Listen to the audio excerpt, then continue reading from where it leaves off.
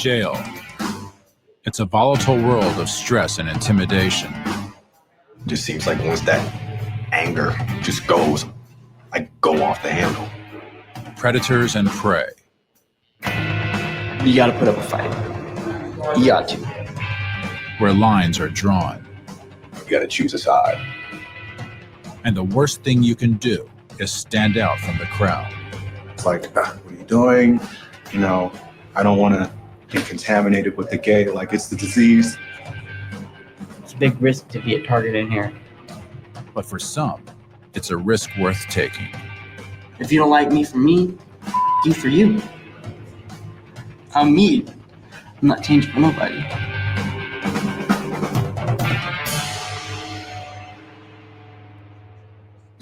Now listen up. Before prison, This is jail. there's jail. Where guilt or innocence hangs in the balance. And each day brings you one step closer to your fate. During 1 year, National Geographic followed the lives of officers and inmates in the city of Las Vegas. For a jail that sees nearly 80,000 arrestees each year, you never know who's coming in next. This is the world of hard time.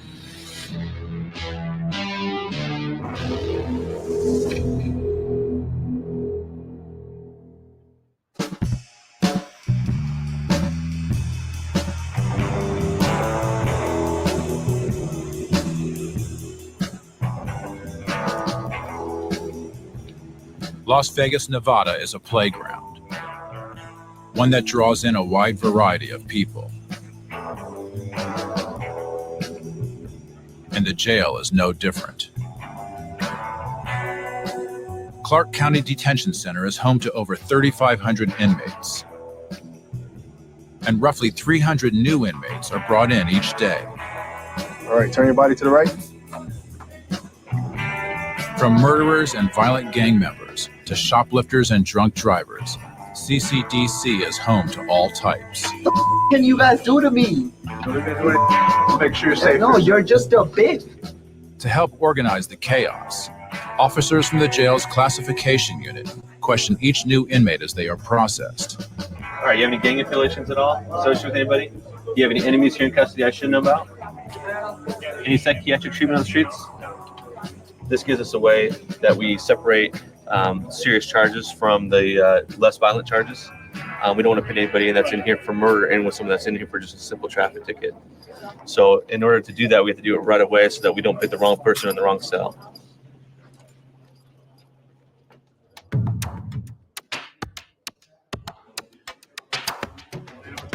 Once thrown into general population, new arrivals are classified again by their fellow inmates.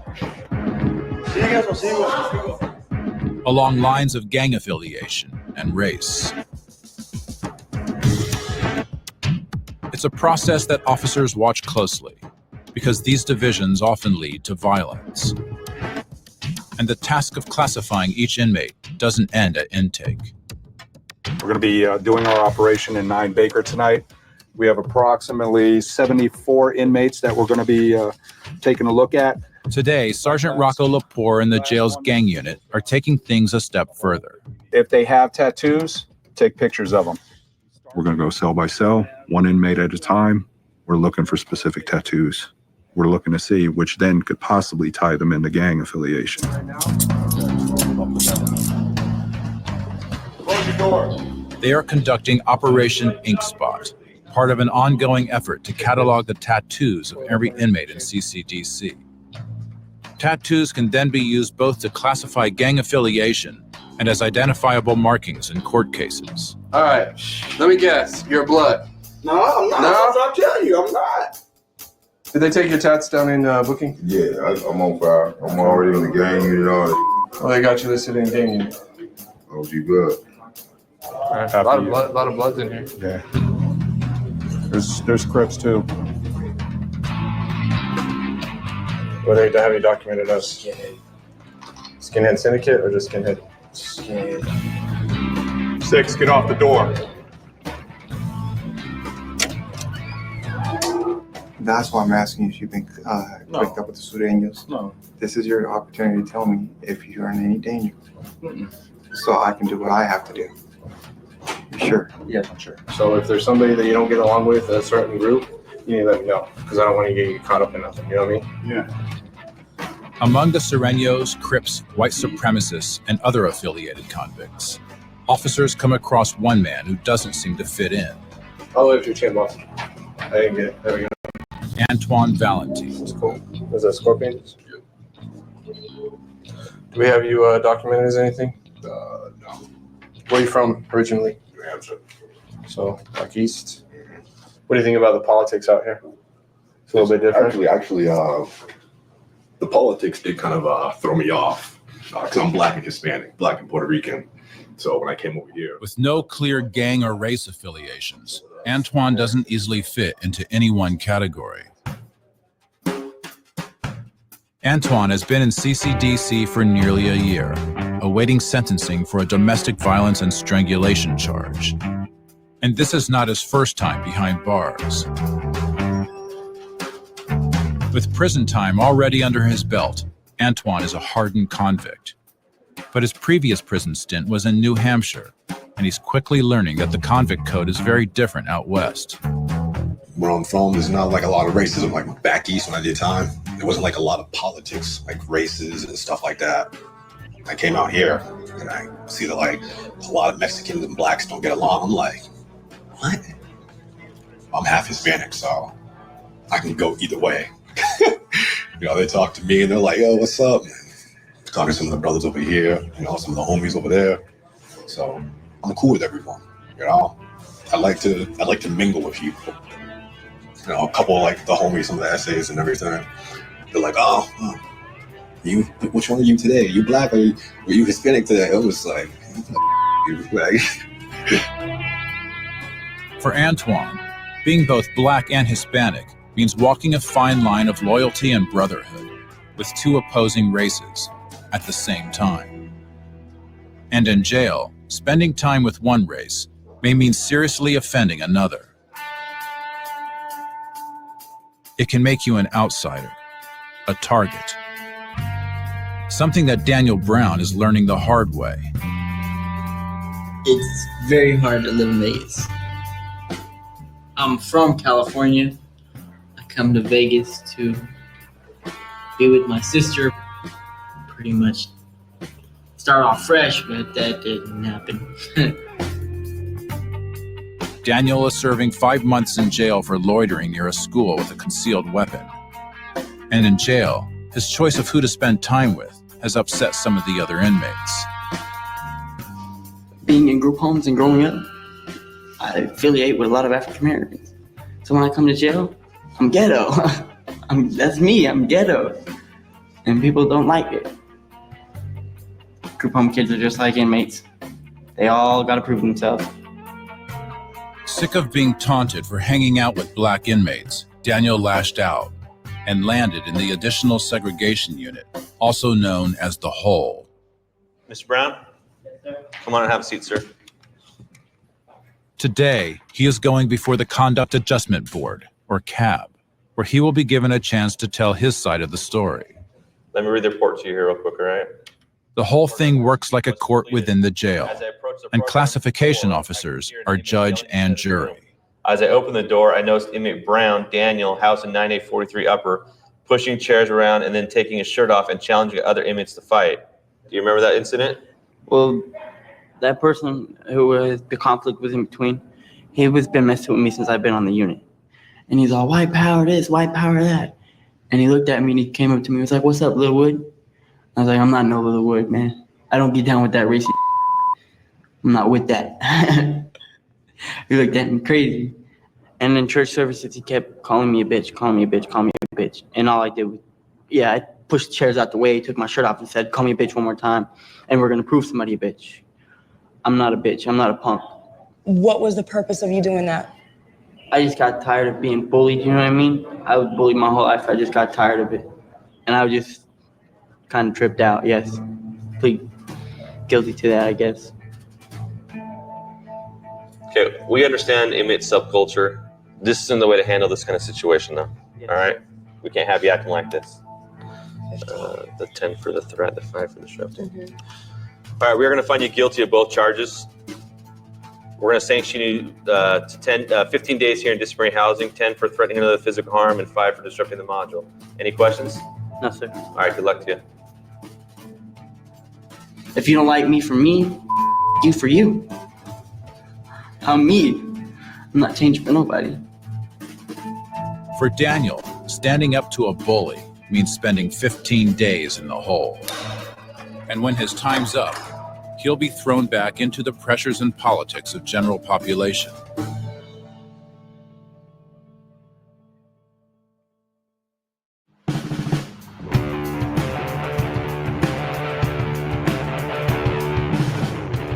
The world of jail is a tensely wound community, segregated into groups, races, and gangs. And like in the outside world, some people just don't fit in. But in here, not fitting in can be dangerous.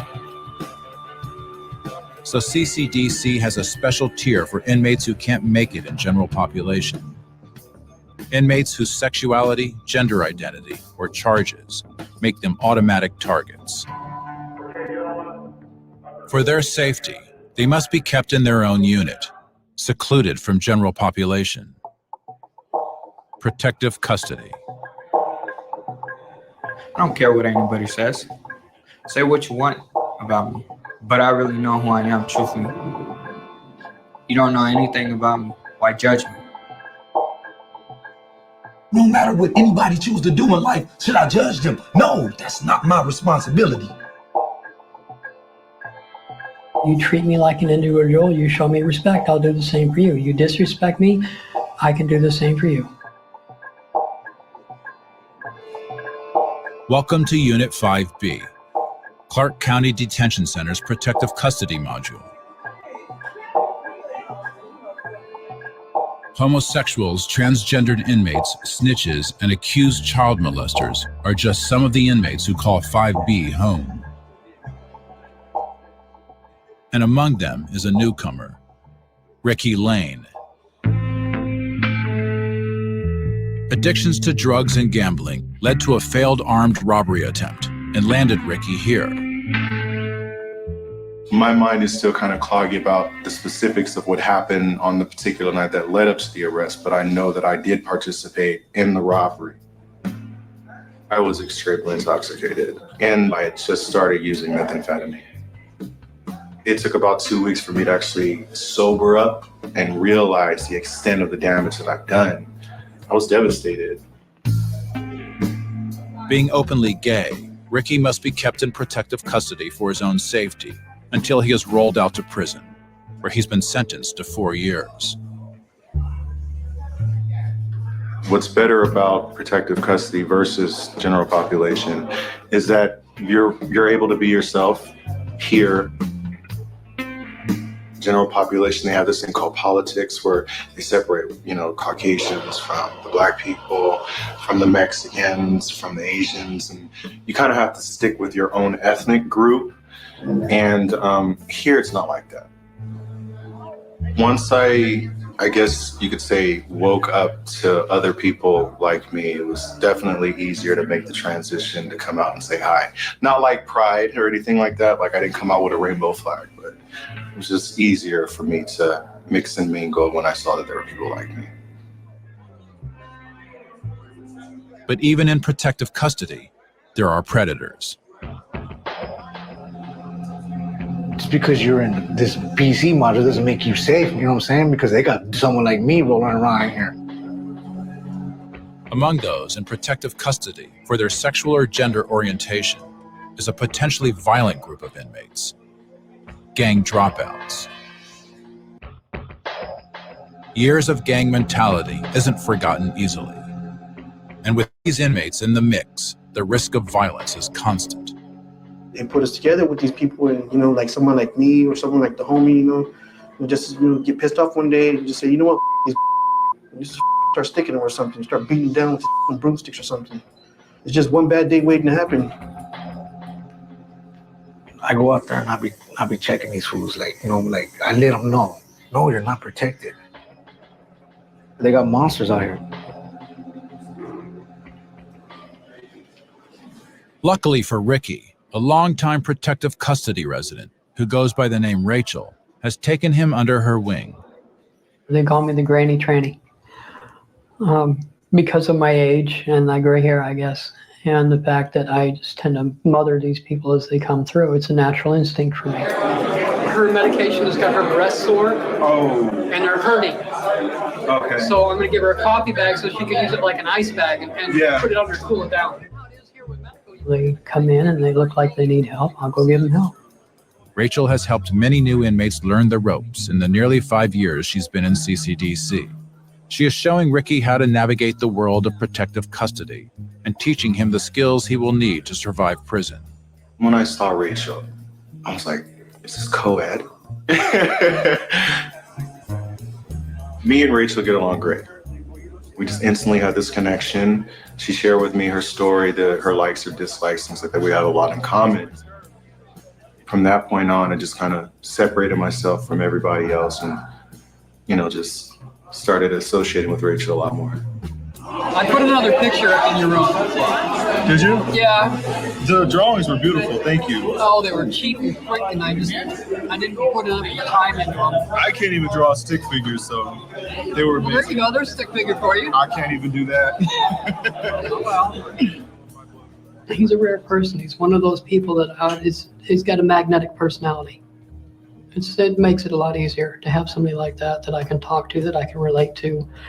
Some of our experiences growing up, figuring out who we are, what we are similar.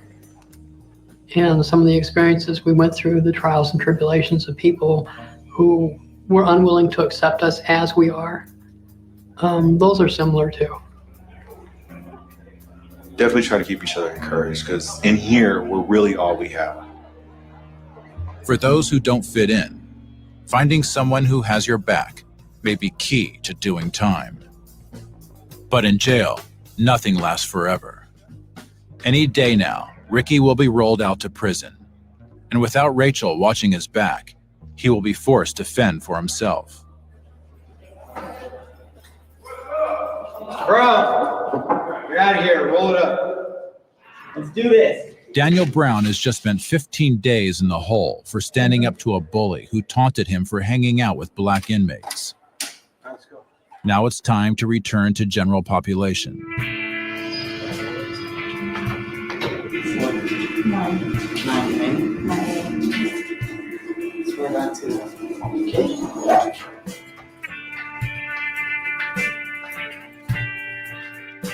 There's some advantages to the hole. The fact that you don't have to deal with so many. I'll be in a hole by the end of the day. Because I'm tired of being threatened and bullied. Most of the white people in here, they're racist. A lot of them are racist. I don't believe in that. That black man upstairs has 10 fingers, 10 toes. He walks on 2 feet. He's just like me. A lot of these people do prison time and have to run with racist people. If I ever went to prison, I would probably get killed because I couldn't do that racist. For Daniel, a return to general population is more a curse than blessing. He's back with the bullies and politics he refuses to give in to. And to make things worse, Daniel is about to get a roommate, something that in here is a serious gamble.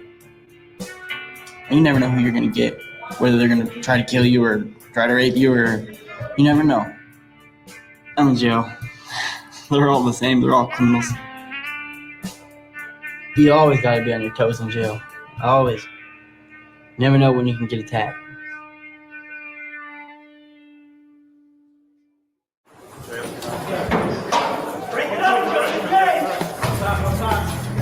In the Clark County Detention Center, a code red has been called. Get off the door. A fight has broken out. And at the center of it is Antoine Valentine. I got into a little trouble with some people, into some minutes. I beat a bitch and pow, had to hit him. Get out of the window. One of the biggest things that you can't say in prison is call somebody a punk or a bitch. That's one of the biggest things. You do that, if you call me a bitch, right there, I'm firing on you. What's your last name? Valentine. I just guess you could say, like, I guess a lot of the things that get me in trouble, I just don't like fakeness. Be real about something. Respect. I want respect. One from the 9th floor to 54. If Antoine would behave, he'd be fine. Similar. Out of the large population that's here, there's several that are in his same category, but as long as they behave, they're not an issue. If once he starts to, flex his muscle a little bit and try to influence people, then there's a problem. So in that regard, he is dangerous. So you just said you were defending yourself? Yep. If you pull up the tapes, you'll see it. Okay, we'll be doing that. Come over here for me, bud. Kind of what I'm getting from you, was he kind of like the mouthpiece or the shot caller for the blacks up in there? Hell no, he ain't even a shot caller. Up in the modules, it's race based. So if individual is disrespected, then they have to step up and they have to, not show weakness. For Antoine, this fight was a wake-up call. In jail, being called a bitch is the ultimate sign of disrespect. And in a unit where races typically stand up for their own, nobody had his back. I've always said, like, yo, I'm gonna keep it real with my people, from my squad, everything, you know what I'm saying? And it seems like I'm putting them ahead of myself. So it's like, I'm too worried about, putting myself out there for others. But it's like, are they doing the same for me? As Antoine settles into the hole, 20-year-old Daniel Brown is resuming his life in general population. He has met his new cellmate, a seasoned inmate named Sean Hall. And it seems Daniel may have gotten lucky. Hey, in this book, right? There's one dude, it's a romance novel, right? There's one dude, he likes this nurse, but this nurse, she's a Amen, which is like some type of religion. Amish? Yeah, Amish. Mm-hmm. Right. So he's over here trying to flirt with her and all that. That's funny you were talking about. I was just reading about the Amish people in the social studies part of this book, like last night. When I walked in, it was just like, yes, somebody to talk to. I get to run my mouth. I get somebody to drive crazy. Let's do it. Well, he introduced himself and and ran around a little bit, and I could tell that he really wanted to talk to somebody. So after 5 minutes, I gave him a helping ear. So let me go and listen to him, because obviously you just want to talk.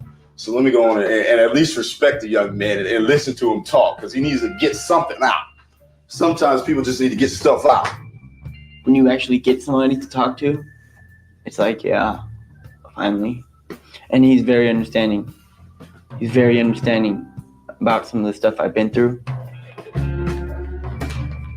Sean seems to be taking Daniel under his wing, something that Daniel desperately needs.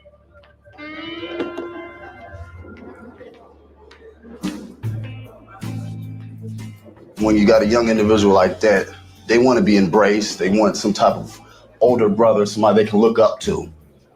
So what I try to do is I try to be that person that they can look up to, ask questions, and look at me in a positive perspective. I appreciate this guy a lot.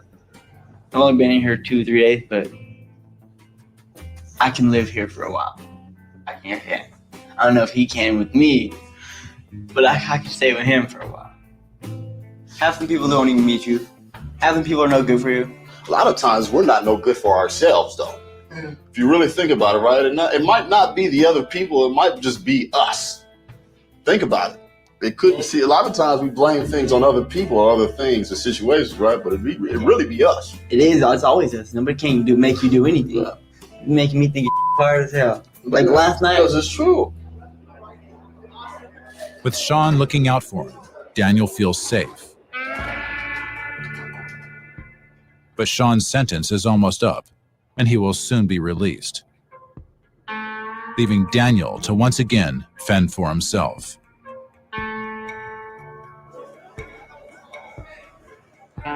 Down in 5B, Ricky Lane's time here is coming to an end as well. But rather than going home, he'll be heading to prison. Oh, so from what I understand too, in prison, you can have your own cooler. Yeah, but you got to buy ice for it, and it doesn't last very long. I mean, it's not like one of those plug-in ones that you can plug in like a mini. I don't think so. I thought it was like a little miniature refrigerator. I think it's just like Just a an little ice chest? Yeah, it's just like a little. Yeah. So then that only lasts about a good day. Rolling out also means leaving Rachel, his mentor and friend, behind. I have to apologize because without having the felt pen, I can't do the fine lines, so it looks crappy as hell. I think you did an amazing job. You can either take it with you or toss it. I'll make you another one. No, I'm going to definitely take that with you. If they let you. They should let me. I'm going to put it with my personal property, like with my letters. But I'm going to miss you. Don't start me now. Start me now. I'll start Waterworks now. Then we're going to both look silly getting out of here. Rachel has helped Ricky learn the basics of surviving protective custody. But prison will be an entirely new challenge and potentially a much more dangerous place for an openly gay inmate like Ricky. I'm petrified about going to prison for one reason only, and that's because I don't know exactly what type of environment I'm going to be walking into. Prayerfully, once I get up there, I'll meet somebody like Rachel that I can cling to, but there's not going to be no replacement whatsoever. Rachel has also helped Ricky come to terms with who he is and the crime he committed. I pointed the finger at myself and blamed myself. Once I went through that, the woe is me type of story, I started blaming everybody else. And she said, you know what? You can't really blame anybody else for what it is that you've done. I had to really take that into consideration, and that definitely helped with the change that I feel like I'm going through right now. I can't really blame anybody for putting myself in this situation. Make sure you get your address and contact information to my home 20. And I will have them make copies of the pictures of me and send them to you. Okay. So you'll have pictures of me. I feel very, very close to him. When he leaves, I'm probably going to cry because I've built that tight of a bond with him, which is unusual for a situation like this because it's such a transient society. Most of the people I've seen come and go, never hear from again.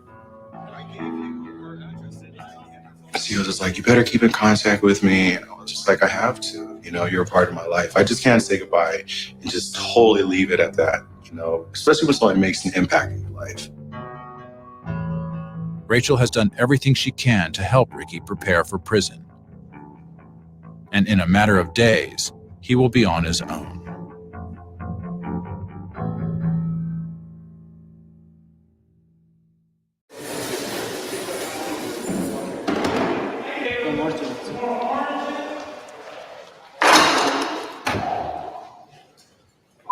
Still serving this man. Ever since the champ left, they serving this. I lost 18 pounds in this.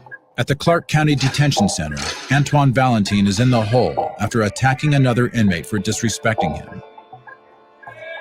The incident was a stark reminder that Antoine does not have the respect he feels he deserves from his fellow inmates. This wasn't supposed to be my life. This was not supposed to be it. It's like I can't get out of the system, It just seems like trouble is literally hanging on to me and doesn't want to, let go. I know there's some people out there, there's some haters out there that might be like, yeah, the hell with him. He's a piece of, but other people that have known me, like some of the things that I've done, why I've done them, I've always been a good brother, faithful. Being half Hispanic and half Black in the racially segregated world of jail is making Antoine an outsider, a misfit. And while he spends time with both races, neither will fully accept him. I don't know why a lot of Blacks and Mexicans don't get along. I just never grew up like that. You know, like what's the point of not liking somebody because of their skin color? That just seems stupid to me. But you have to choose. Antoine has 25 days in the hole ahead of him. Time to think about his position, stuck between two races, which can be a dangerous path. A path that means going it alone or choosing a side. It's not supposed to be this way.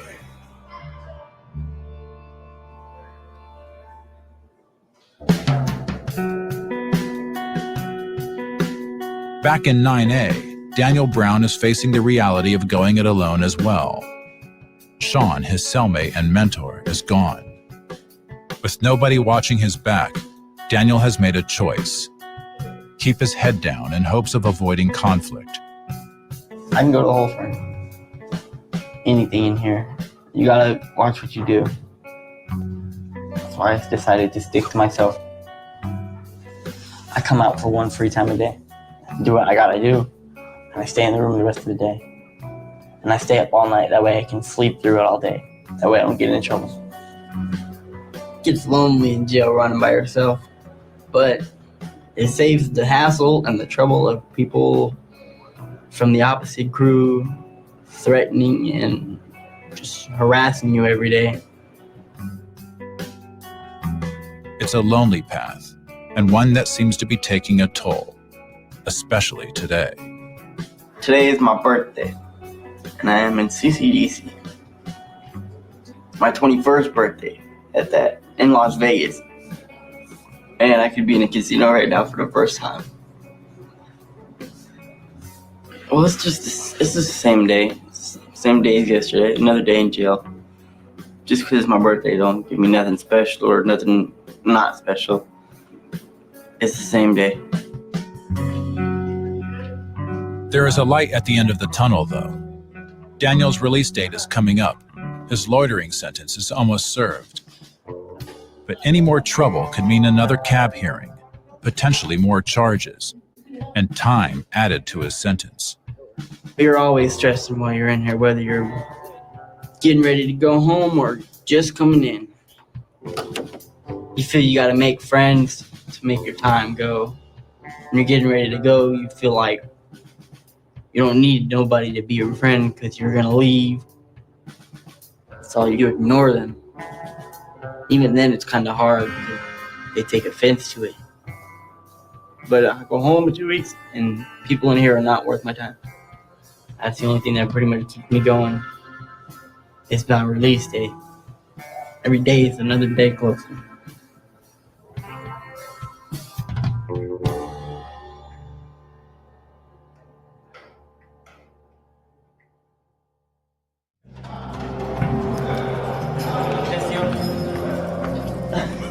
Where's your chest? I'm working on it, man. All right. I'm working on it. At the Clark County Detention Center, Daniel Brown is returning from his final court appearance. Spread your feet further apart. After clearing up one last jaywalking ticket, he is finally preparing to leave. So how much time do you have left in here? I go home today. Oh, really? Yeah. Where do you live? Right now, I'm not too sure. You don't have anywhere to go? Not right now, I don't know. Hey. I haven't really been keeping up with anybody. Nobody's been riding me. You got family in town? My mom's in California. My sister's out here, but she's drug addict. I can't go do that because then I'll. Maybe before you get out today, you should ask to see Bonnie Polly. If you want, I'll go down and talk to her and have her come up and talk to you because she could probably find you somewhere to stay. For Daniel, reality is setting in. As dangerous as his life in jail has been, the world outside may be even worse. I have a lot going through my mind. I don't know what I'm going to be when I get out. If I'm going to be homeless or if I'm going to have a place to be. I'm not going to have no money. I'm not going to have nothing when I get out. I have nothing here in Vegas, so I'm going to try and find my way back to California. I don't know what I'm getting out to, so it's kind of scary.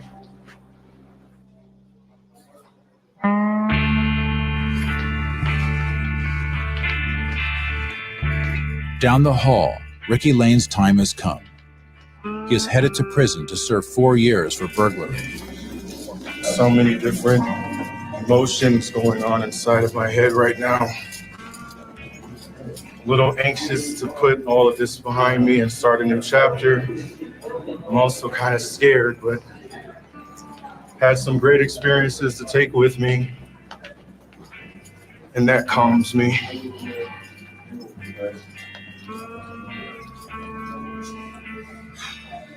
Today is the beginning of the rest of my life. I had to learn that going to prison should be just like any other situation that we're faced with in life. It's about attitude. If you go into it with a negative attitude, then that's what you'll get out of it. You know, like Rachel, she always instills me to just stay positive minded. She said there's nothing to fear, you know, just go in there with a smile like you came in here, and she says she's sure I'll be okay. So that's comfort alone. One of the greater things of me looking forward to going to prison is knowing that I still am a work in progress. 3 years. I'll see you guys later.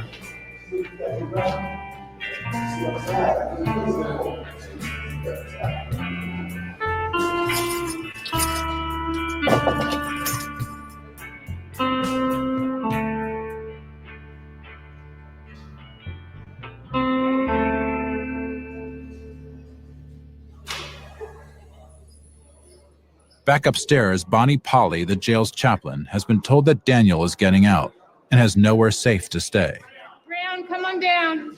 I understand that you're going to get out of jail today. Is that right? Yes, ma'am. And that you don't really have anywhere you're going to know where to go. I have a couple of suggestions for you. You could go and get involved with the Catholic Charities work program.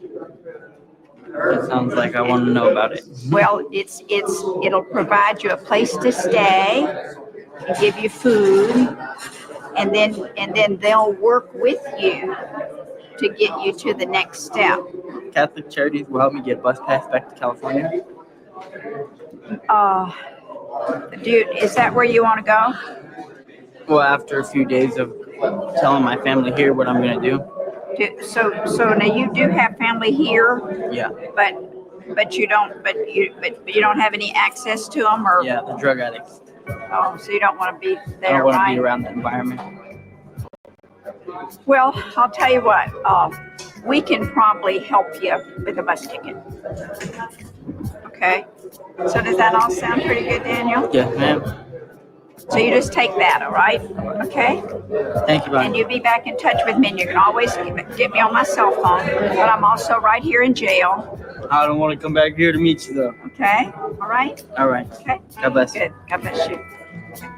With the promise of shelter, work, and a ticket home, Bonnie Polly has given Daniel hope, if he chooses to take it.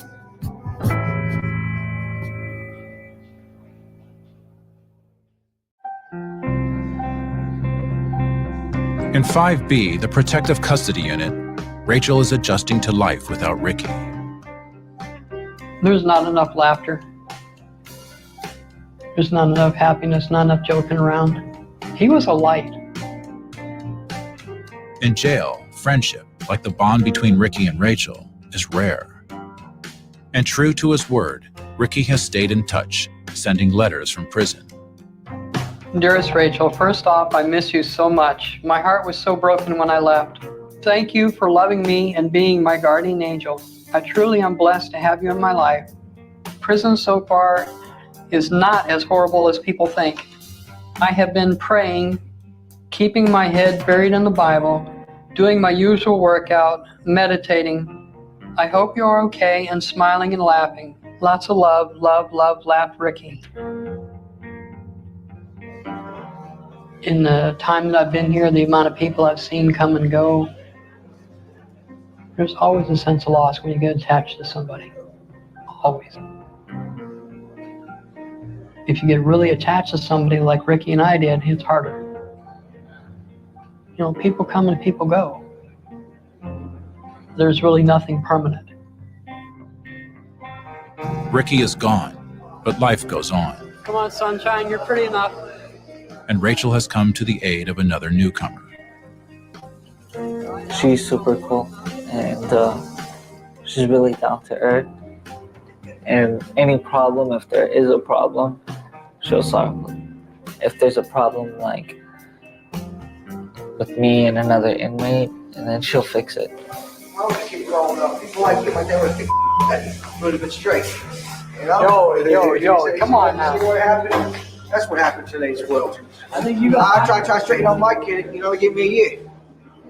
And that's why kids like that turn out to be, you know what I'm saying? Because there ain't no discipline at home.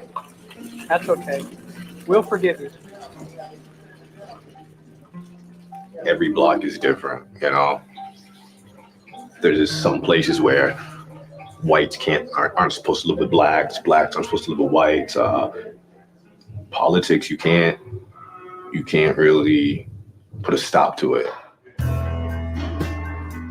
Antoine Valentine is back in GP after serving 25 days in the hole for fighting with another inmate. The incident has convinced Antoine that if he wants to truly be accepted by one race in here, he needs to turn his back on the other. You got to choose a side. So I think me personally, I would just get along more with the blacks. You know what I'm saying? I grew up with the black side of my family. You know what I'm saying? So nothing against the Hispanic, something like that. You know what I mean? Like, I'm Hispanic, you know, I'm Puerto Rican and proud. You know what I'm saying? The race thing is just, it's stupid. But then for so long that you get used to it, and then you start becoming just more bitter. You know, sometimes it's like I feel like I'm like a broken shadow of my former self. Not as happy, brokenhearted, you know, feelings hurt. So then it's like cut everything off, have no feelings. Seems like it's easier that way. For Daniel Brown, 5 long months are coming to an end. His sentence is served, and he's going home. Okay, now you're gonna sign by both the red X's for me. You're getting your money and your property back. After changing into his street clothes and reclaiming his property, he's free to go. But without a home to go to, Daniel is stepping into the unknown. Yeah, I'm nervous because I don't really know what's out there. I don't know what's out there waiting for me. Look at that. Look at that exit sign for me. I've